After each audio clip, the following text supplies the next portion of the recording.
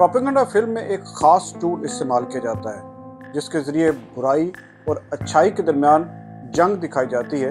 बुराई और अच्छाई की इस जंग में ऐसे किरदार पेश किए जाते हैं जो फिल्म के हकीकी मकसद से फिल्म बीनों को न सिर्फ जोड़ते हैं बल्कि फिल्म बीन कुदरती तौर पर बुराई और अच्छाई की जंग में अच्छाई के साथ खड़े होते हैं। इसी टूल का इस्तेमाल करके ऑडियंस के जज्बात भी भड़काए जाते हैं। जैसा कि नाजी जर्मनी के मशहूर प्रोपेगेंडिस्ट जोसेफ गोएबल का मानना था कि अगर प्रोपेगेंडा करते हुए कौमी सिंबल इस्तेमाल किए जाएं तो अवाम के जज्बात भड़काने के लिए इससे बेहतरीन कोई टूल नहीं। इन सब बातों को ज़रा हालिया दिनों में रिलीज होने वाली फिल्म दी केरला स्टोरी पर अप्लाई करके तो देखें।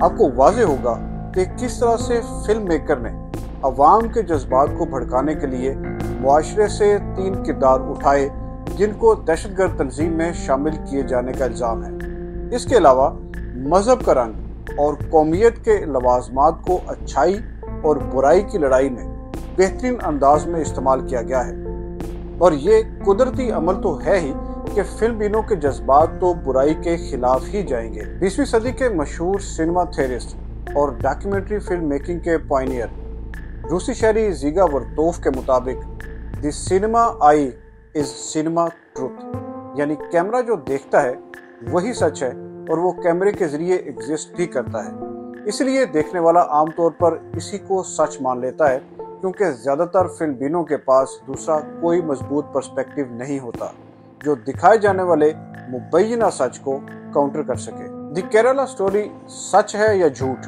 भारतीय सुप्रीम कोर्ट ने फिल्म की रिलीज को रोके जाने को गलत करार तो दे दिया है, लेकिन अदालत की इस कार्रवाई ने फिल्म के बारे में और भारत में जारी लव जिहाद के मुतालिक एक और झूठ से पर्दा उठाया है।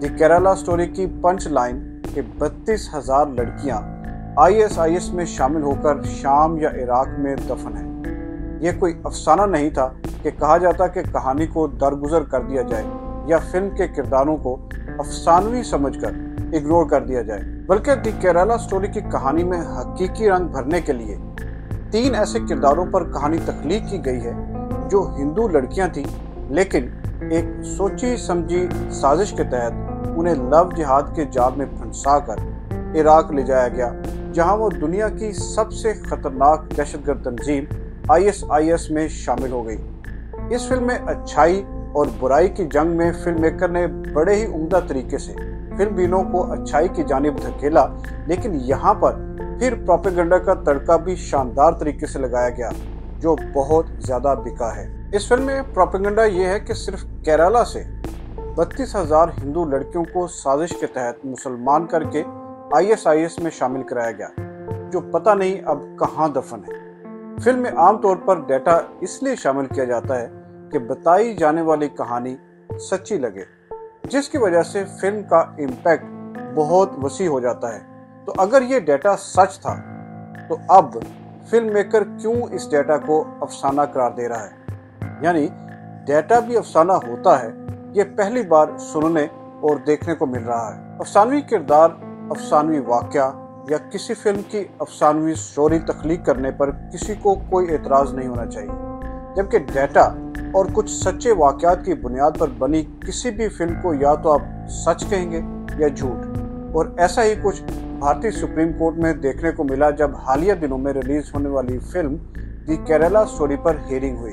अब तो खुद फिल्म साथ भी फिल्म के आगाज पर लिखने पर मजबूर है कि ये फिगर दुरुस्त नहीं बल्कि एग्जैजरेटेड है।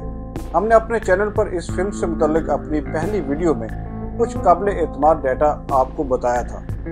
किंग्स कॉलेज लंदन की रिसर्च के मुताबिक दुनिया भर से 41,490 गैर इराकी ISIS में शामिल होने के लिए इराक गए, जिनमें 13% खवातीन थी, जिनकी तादाद 4,761 बनती है। इस रिसर्च को किसी ने चैलेंज नहीं किया, तो फिर सिर्फ भारतीय रियासत केरला से 32,000 खवातीन कैसे इराक पहुंची? इसके अलावा अमेरिकी स्टेट डिपार्टमेंट के डेटा के मुताबिक सिर्फ 66 भारतीयों ने ISIS में शमूलियत इख्तियार की। फिल्म जिसके बारे में कहा जाता है कि ये न सिर्फ जिंदगी की डाइवर्सिटी को उभारती है बल्कि इंसानों में किसी भी सब्जेक्ट को लेकर एहसास उजागर करती है। ये फिल्म की खुसूसियत यह है कि वो हकायक और ख्यालात के दरमियान एक ऐसा इमेज तख्लीक करती है जिस पर कोई भी फिल्म बीन अपनी राय कायम करता है। लेकिन फिल्म द केरला स्टोरी की इस गलत बयानी के बायस भारत में हिंदू मुस्लिम ताल्लुकात में सर्द मोहरी में इजाफा हुआ है, जिससे कुछ